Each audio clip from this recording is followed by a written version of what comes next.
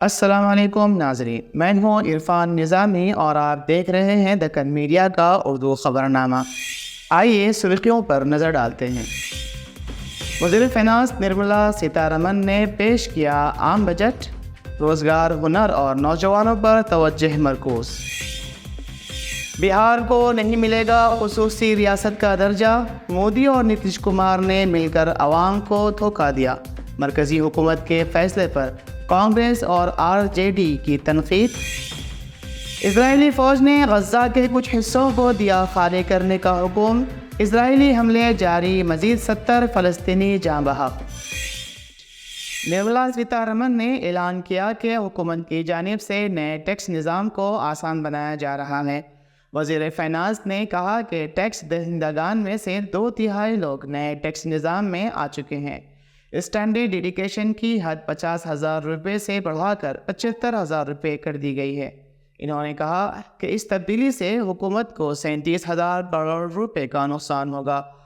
حکومت کی طرف سے کی گئی تبدیلیوں سے 4 کروڑ ٹیکس دہندگان کو براہ راست فائدہ پہنچے گا۔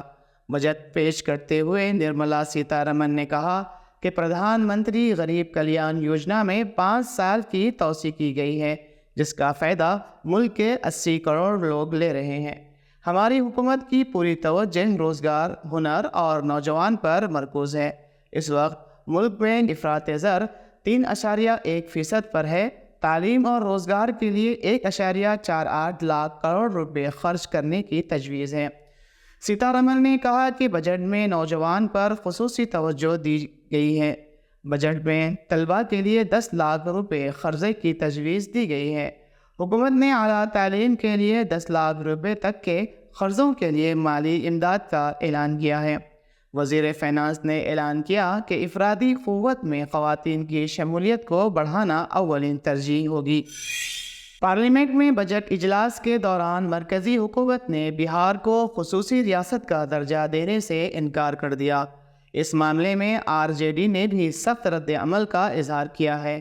RJD نے social media plate form X پر لکھا ہے کہ بہار کو نہیں ملے گا خصوصی ریاست کا درجہ۔ پارلیمنٹ میں مودی حکومت، نتیش کمار اور JDU والے اب آرام سے مرکز میں اقتدار کا مزہ لیتے ہوئے خصوصی ریاست کے درجے پر ڈھونگ کی سیاست کر رہے ہیں۔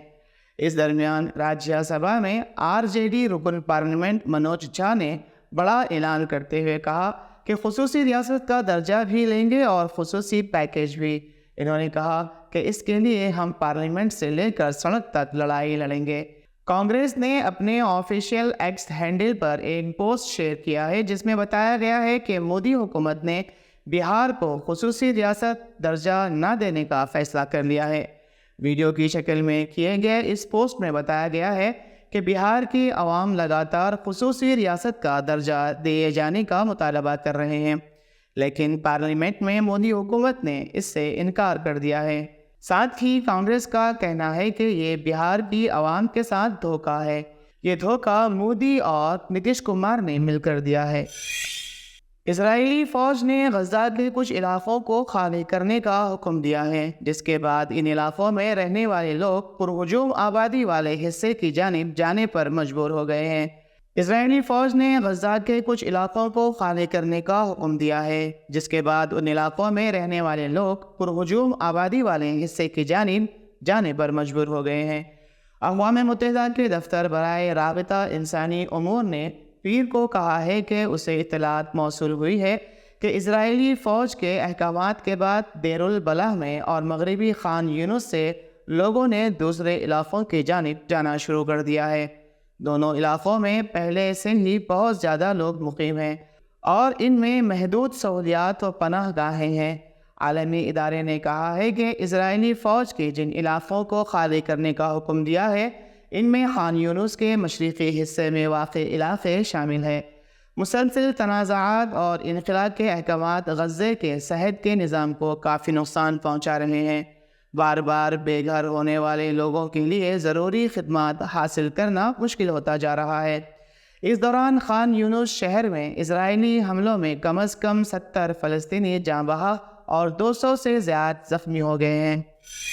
اسی کے ساتھ آج کے خبروں کا اختتام ہوتا ہے۔ پھر کل ملاقات ہوگی نئے خبروں کے ساتھ۔ اجازت دیجیے، اللہ حافظ.